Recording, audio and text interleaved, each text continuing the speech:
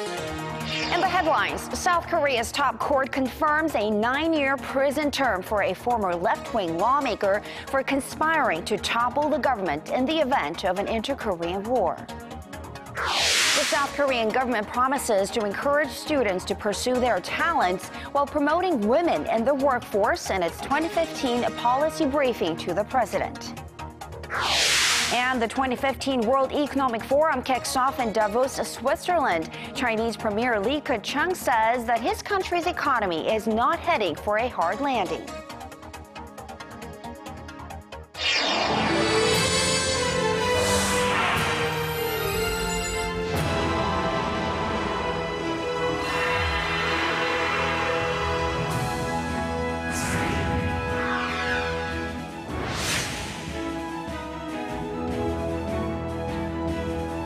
Welcome to Primetime News, coming to you live from Seoul. I'm Sean Lim. And I'm Kang Tae. Thanks so much for joining us tonight.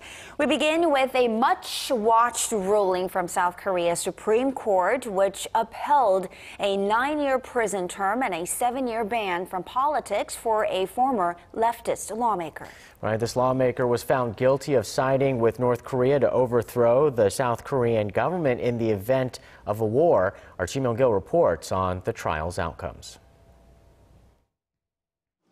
At the close of a 17-month trial, former Unified Progressive Party member Lee Seok-gi was found guilty of instigating a rebellion among members of a secretive pro-North Korea group called the Revolutionary Organization.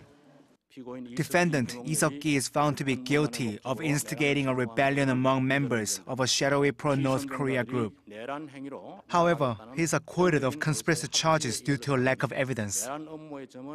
Prosecutors alleged that Lee had discussed plans to blow up major facilities in South Korea last year, such as communication lines and railways, with 130 members of the underground group. The top court also found Lee guilty of sympathizing with North Korea, which is a violation of South Korea's national security law banning any anti-state activities. However, the court ruled that there was not enough evidence to prove that the revolutionary organization actually existed. The court said the evidence was solely based on the testimony of informants. Right after the ruling was issued, both the ruling Saenuri Party and the main opposition New Politics Alliance for Democracy said they respected the court's decision. However, the ruling party said Lee should have been found guilty of both sedition and conspiracy, while the opposition party said the court's decision should have come before a ruling last year that disbanded the Unified Progressive Party. Lee was a member of the UPP, which was indicted on charges of conspiring with members of the Revolutionary Organization. All 5 of the party's lawmakers, including Lee, lost their parliamentary seats last December when the party was dissolved. Chi Myung-gil, Arirang News. The Korean government, in its 2015 policy briefing to the president, has promised to encourage students to pursue their talents while also helping women take a more active role in the workforce. Our Park Ji-won has more. The action plans of the nation's education and employment ministries for the coming year focus on nurturing creative talent and building a society where workers are rewarded for their skills and not their credentials. For teenagers, the government aims to further promote its so-called free semester program, whereby middle school students are exempt from exams for a semester to give them time to enjoy other pursuits. As of 2014, 25% of middle schools nationwide had implemented the program. The ministry aims to increase that to 70% by the end of this year and to eventually expand it to every middle school by 2016. Our ministry is helping facilitate the necessary procedures so that every sector of society, including economic, social, and cultural institutions, will open their doors to teenagers during their free semesters. For the nation's young people, the government will increase the number of specialized vocational schools to help them find careers at an earlier age. The government will also encourage companies to list specific qualification requirements on their job postings so that job seekers and employers can avoid a mismatch. At the same time, the government hopes to increase women's economic participation in society. The women's employment rate in Korea is still lower than the OECD average, but the Gender Equality Ministry has plans for bringing the rate up. The ministry plans to pressure companies to give a year of automatic childcare leave following 3 months of maternity leave without having to apply. Although we cannot force companies to adopt the system, we will try to give incentive to companies that implement it. There are plans to set up new career centers for women with a variety of diverse career training courses. The training programs are expected to benefit over 17,000 women. The government will also increase the quantity and quality of daycare services, and the nation's daycare centers will be overhauled to follow stricter evaluation standards. 박지원, Arirang News. The government's goals don't end there. It also wants to do more to promote and celebrate the Korean culture by giving people greater access to arts and cultural activities. Our Connie Li tells us more. Having a happy life through arts and culture. That's what Korea's Ministry of Culture, Sports and Tourism is promoting in their official plans for the new year.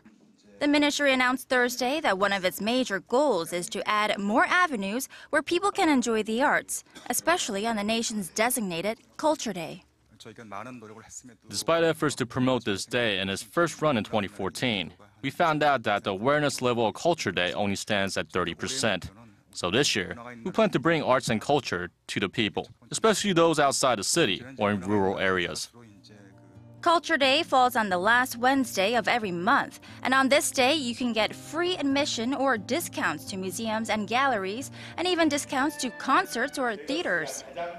And this year, more venues, at least 1,800 nationwide, will be participating in this monthly campaign.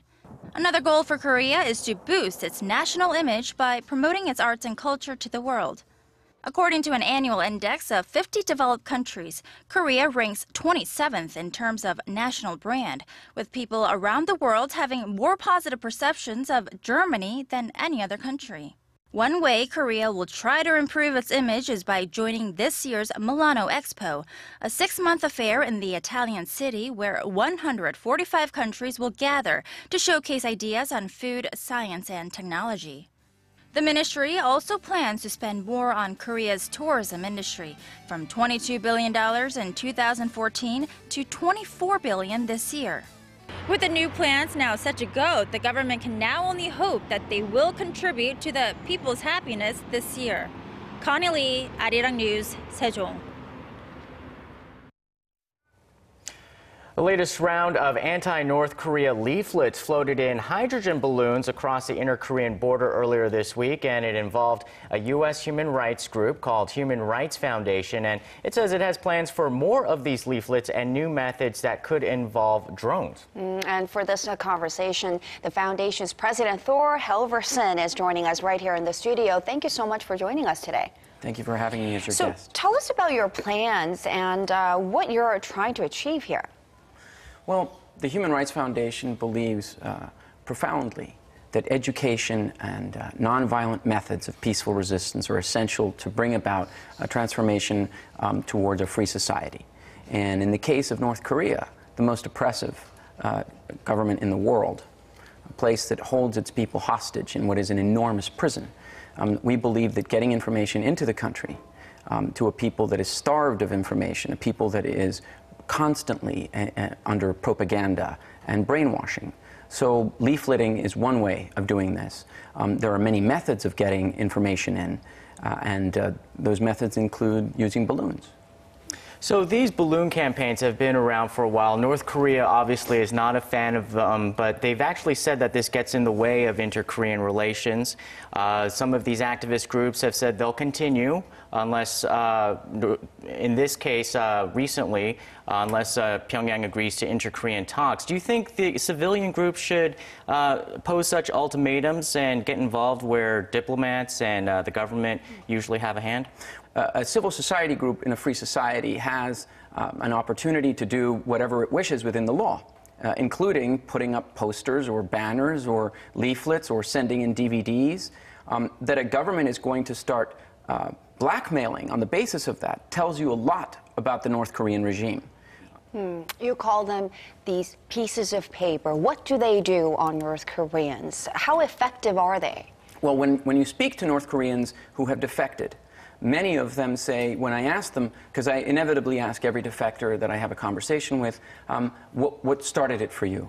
When did you get the idea? What was the chink? What was your aha moment? And many of them say, a leaflet. I received a leaflet. That's what made the difference for me. In some cases, it was a movie. Someone, for instance, could have seen a movie about a family, or a movie like Titanic, or a movie, or in some cases it was someone received a leaflet that had pictures of women in bikinis, and this was to him something he could never even imagine. All of these methods matter, and all of them lead to a more improved citizenry in terms of having more knowledge at their disposal, in terms of making decisions for themselves of how they wish to live their own lives. And there's a movie that could be even more effective when it comes to giving North Koreans that aha moment. It's called The Interview, very much controversial. So you decided not to fly the DVDs of this film this time around for the latest round. Do you plan to fly them at some point? Why did you scrap it this time? Well, the DVDs were not ready. Okay. They need to be printed with North Korean subtitles. So in terms of flying them, we intend to fly them, drive them, sail them, you name it. Get that into North Korea as much as possible. But it's only one of many, many other films. And this particular film is terribly threatening to the government of North Korea, which tells you two things. On the one hand, how intolerant they are, that they don't even want a movie that makes fun of them in an obvious parody. And on the other hand, it also tells you the level of brainwashing that is occurring. So much so that it's unthinkable to a North Korean that Kim Jong-un is lying to their people, that his father starved their people, and other things that are in this movie. It doesn't matter if you think it's funny. It doesn't matter if you think it's accurate or not. It's the debate and discussion that it is going to enable inside North Korea. All right, certainly a process for us to be watching very closely. Mr. Halvorsen, thank you so much for joining this conversation today. Thank you for having me. Thank you.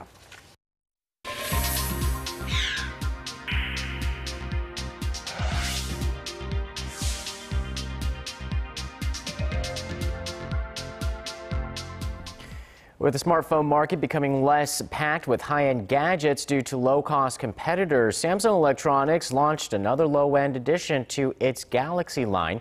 Kim Min-ji reports on the tech giant's latest efforts to adapt in an environment of falling revenues. The Galaxy A5, the latest addition to Samsung's lineup of low-end smartphones.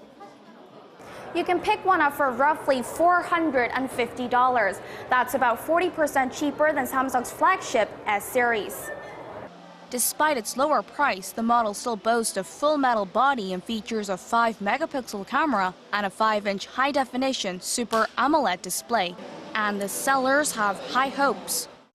The quality is pretty outstanding considering the price, and given the high price of other smartphones, including the Apple iPhone, we believe it will sell well. But consumers, on the other hand, have mixed opinions. I think low-end smartphones are cheap, obviously because they lack quality. It's not like something you use once, so I'm not really interested. I'm interested in the new model. My phone bills are usually high, and with this phone, I can save a lot of money right off the bat because of the low price. Samsung's move to diversify the price ranges of its smartphones comes amid its earnings concerns hurt by fierce competition from its rivals, such as Apple and Xiaomi. Its market share stood at 28% last year, down 4.5% from a year ago. It's still number one, but Chinese companies are catching up fast. As high-end smartphones don't have many new features to offer now, and as the difference in quality between the two narrows, the low-end market will become the mainstream. With that said, Samsung recently launched a new low-end smartphone in India that runs on its own operating system, Tizen. The Z1 model costs just 5,700 Indian rupees, or roughly $90. Kim Min-ji, Arirang News. Over the past few days, we've taken a look at Korea's startup environment, but today we turned our focus to Israel, a relatively small country in terms of geography and population, but a world leader when it comes to fostering new companies. Our Connie Kim shows us what makes business innovation there possible. Israel has over 60 IT startups listed on the NASDAQ. That's more than the combined total number of startups from Europe, China, Japan, and Korea. And this comes on the back of the country's strong R&D gene. Scientists and technicians per capita in Israel are nearly double those in the U.S., helping Israel's innovative city, Tel Aviv, become the second best startup ecosystem in the world after California's Silicon Valley. Experts say the country's unique chutzpah culture, or pioneer spirit, also plays an important role in creating venture capital buzz. But helping to weave these elements together is the government. Through seed investments, it's been supporting the core technology of startups, hard and costly to build up, but regarded as critical for development. They are heavily investing in this very, very risky stage where usually commercial organizations are quite averse to investing in this area. Israel's first venture capital firm was established in the mid-1980s. By 1993, the government collaborated with the private sector to form Yozma, one of the country's largest venture capital funds. Luring in foreign venture capitalists by offering tax incentives and doubling investment through a government matching program, Yozma managed over $220 million in its three funds. Israel's venture capital funds take bold steps in making risky investments, but that's not the case in Korea, where investors have high expectations on retrieving the money they put in. Creating a favorable environment for new businesses, Yozma also helped to connect and oversee the acquisition of local startups by global corporations such as Microsoft, Johnson & Johnson, and Cisco. In 2013, the acquisitions and IPOs of Israeli companies far exceeded $6 billion, while startups totaled more than $2 billion in venture funding. With the right conditions to flourish, market watchers say there's a good chance the next Facebook or Google will emerge from Israel. Connie Kim, Arirang News.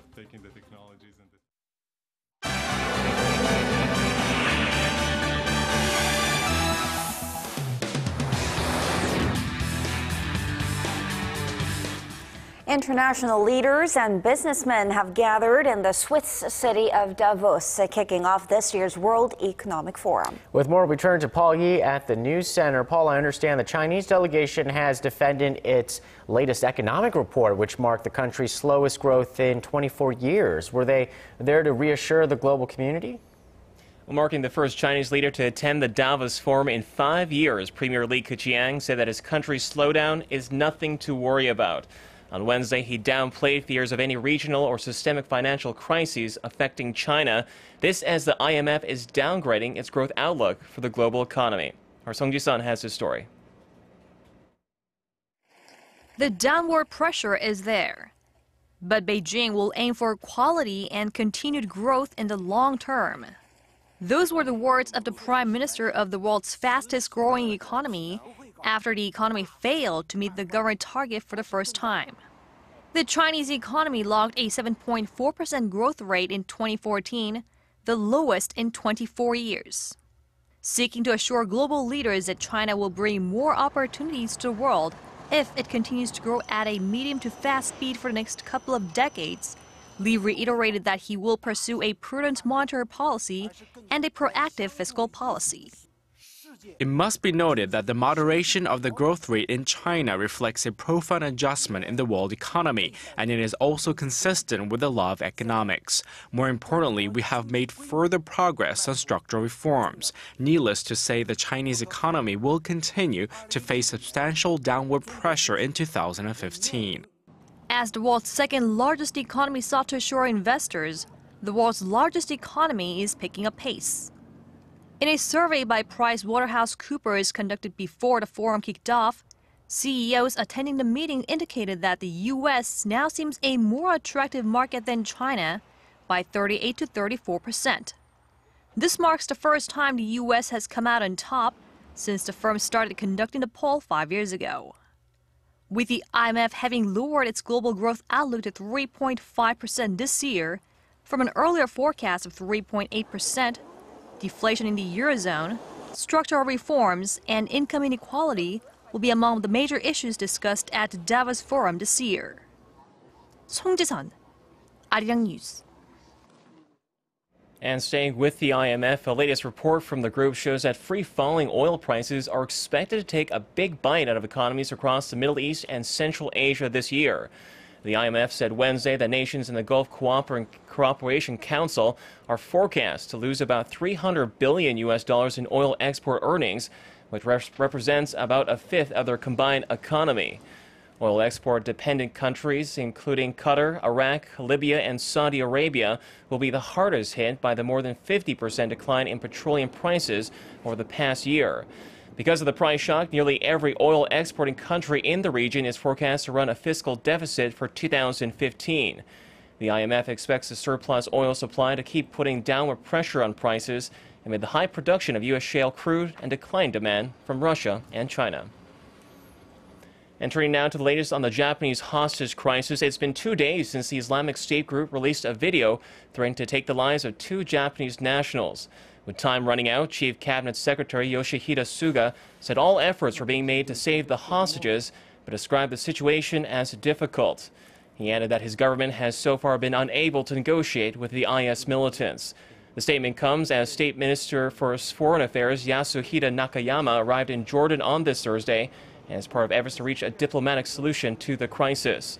Tokyo reportedly now has less than 17 hours to pay the $200 million U.S. ransom before the deadline expires. And that wraps up our look at international stories for now. I'll see you back here tomorrow night.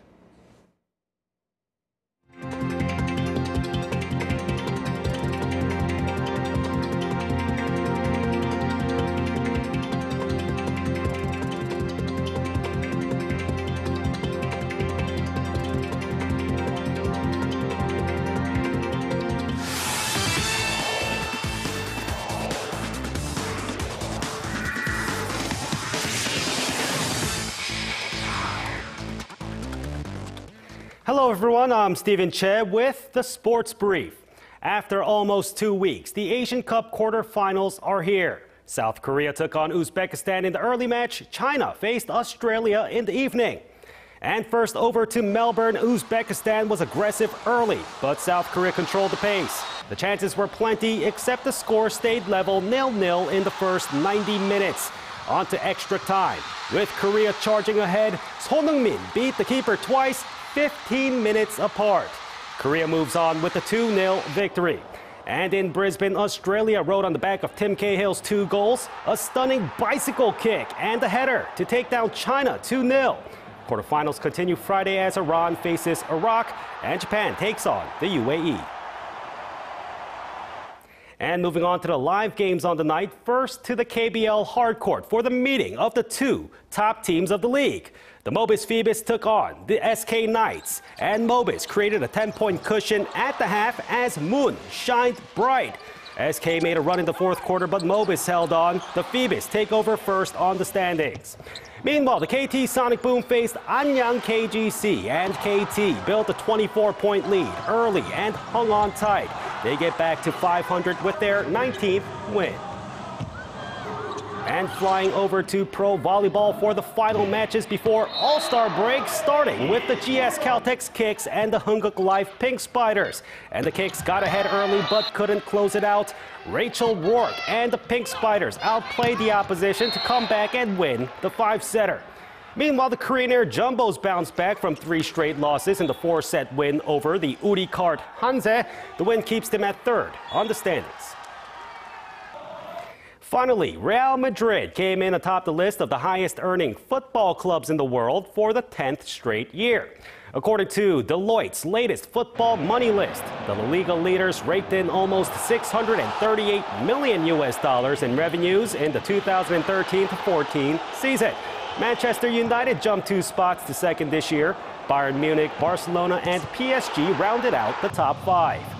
Teams from the Big 5 European leagues dominated the list, with the English Premier League taking up 5 places in the top 10. And that's it for sports. Your weather's up next. Have a good night.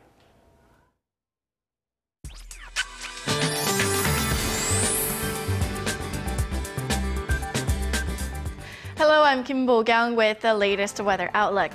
We begin with news of heavy snowfall advisories issued for the mountains of Gangwon-do and Gyeongsang-buk-do provinces, where up to 5 centimeters should fall through later tonight.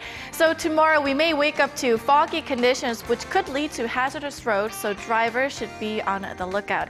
Other than that, temperatures are set to remain 4 degrees warmer than the seasonal average under mostly clear skies. On to Friday's readings. The high here in the capital should reach 6, while Daegu and Gwangju hit 8. On to other regions, Jeju should hit a high of 9, Dokdo hits 4, Mount Kumgang -4. That'll do it for now, but more updates coming up after midnight. See you then. Thanks, Bo-kyung, and that's Primetime News for this Thursday. I'm Kang Chiri. Thanks for watching. And I'm Sean Lim. Have a great evening. We'll see you soon.